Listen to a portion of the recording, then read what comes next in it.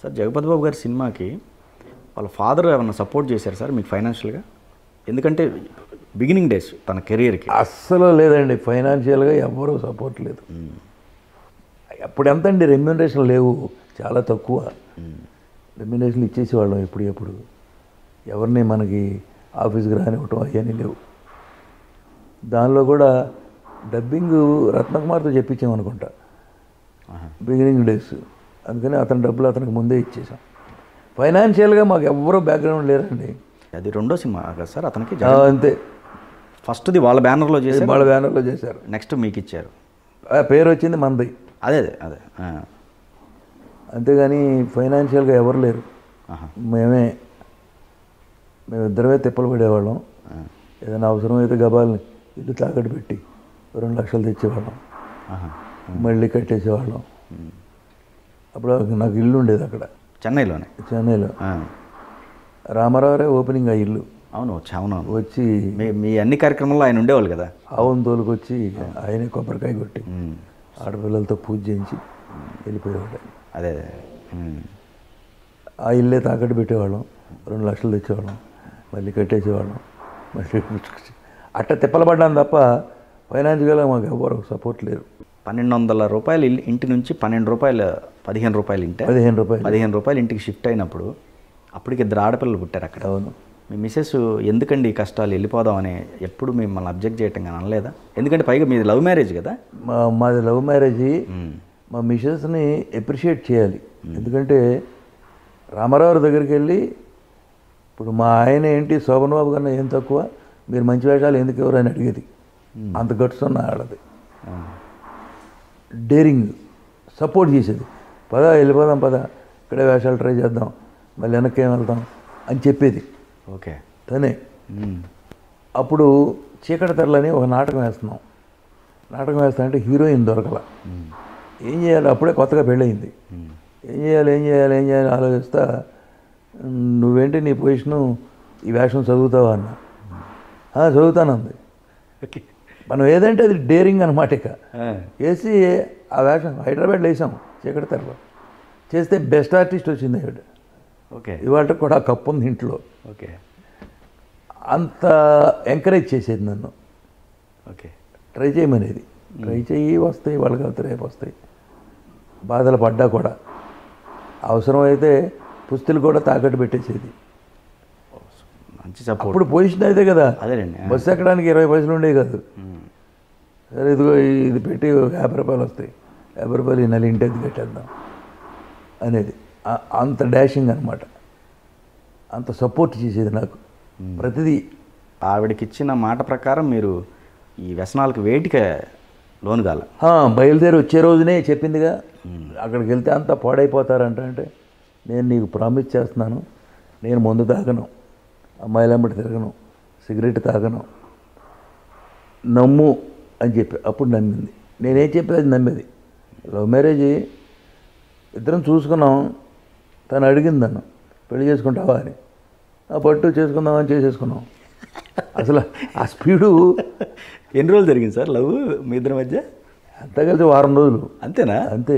ప్రేమ లేఖలు కానీ అట్లా అయ్యా అసలు ఏమీ లేవు. ఓకే.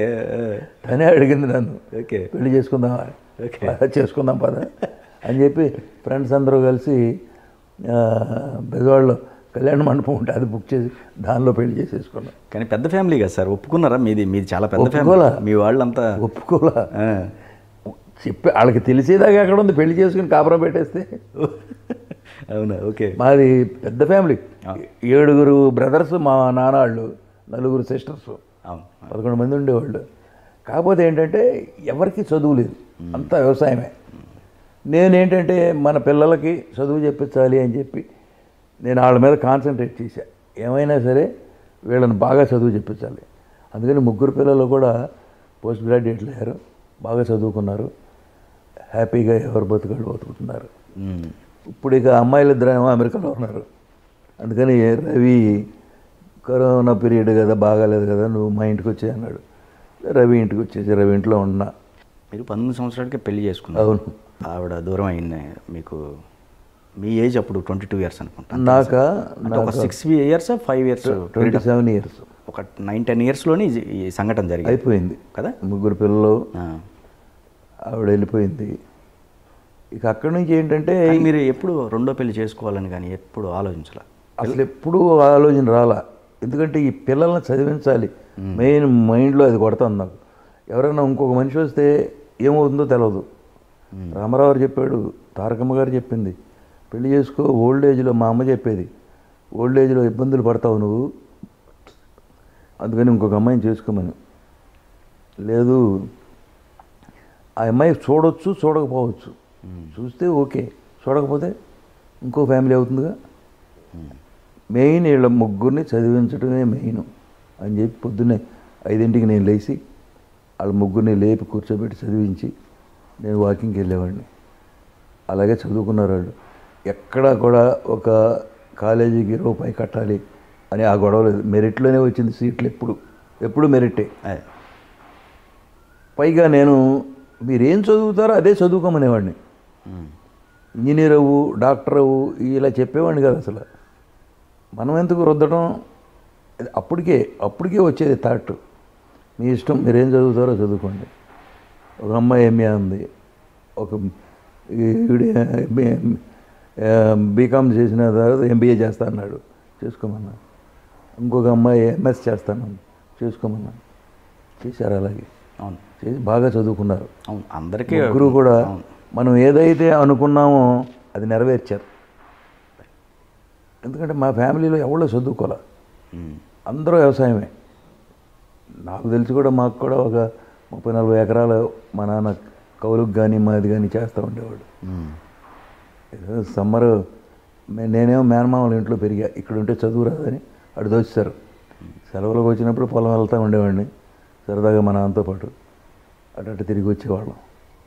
కానీ అంటే ఓవరాల్గా ఒక రకంగా అది చాలా టఫ్ అండి. అంటే ఒక సినీ ఫీల్డ్లో చూసుకుంటూ ముగ్గురు పిల్లల్ని చిన్న వయసులో వాళ్ళని ప్రొటెక్ట్ చేయడం అనేది చాలా టఫ్ జాబ్. కరెక్టే, వాళ్ళందరినీ భగవంతుడు ఆ శక్తి ఇచ్చాడు. వేరే దుర్వ్యసనాలకు పోకుండా ఎప్పుడైతే మనం ఆ రోజు మాట ఇచ్చామో ఇవాళకి కూడా అలాగే ఉన్నా నేను. అదే సిగరెట్ లేదు, మందు లేదు, ఎక్కడికైనా తిరగటం లేదు, అమ్మాయిలు గొడవ లేదు. అవన్నీ చేస్తే ఎక్కడుండేవాళ్ళు, ఈ పిల్లలు పెరిగేవాళ్ళు కాదు తెలియదు. అవును, ఏమైపోయేవాళ్ళు తెలియదు. కరెక్ట్, తలా ఒక రూట్కి వెళ్ళిపోయేవాళ్ళు. ఎగ్జాక్ట్. మా నాన్న చేస్తున్నాడు కాబట్టి ఇవాళ జరిగాయన్నీ అంతే కదా. అవును, మా నాన్న మందు కొడుతున్నాడు కాబట్టి మేము మందు కొడతాం, మా నాన్న తిరుగుతున్నాడు కాబట్టి మేము తిరుగుతాం. అవన్నీ లేకుండా ముగ్గురు సిస్టమేటిక్గా పెరిగారు. అవును, ఇవాళకి కూడా రవి కనీసం బీర్ కూడా తాగడు, వాడి గొడవ వాడిది. ఇవన్నీ మనతో వచ్చినాయే. పొద్దున్నే ఎక్సర్సైజులు చేసుకోవటం, వాడి లైఫ్ వాడు లీడ్ చేసుకోవటం, ఎవరి దగ్గరికి వెళ్ళడం, కలవడం, అలా అలవాటు అయిపోయింది.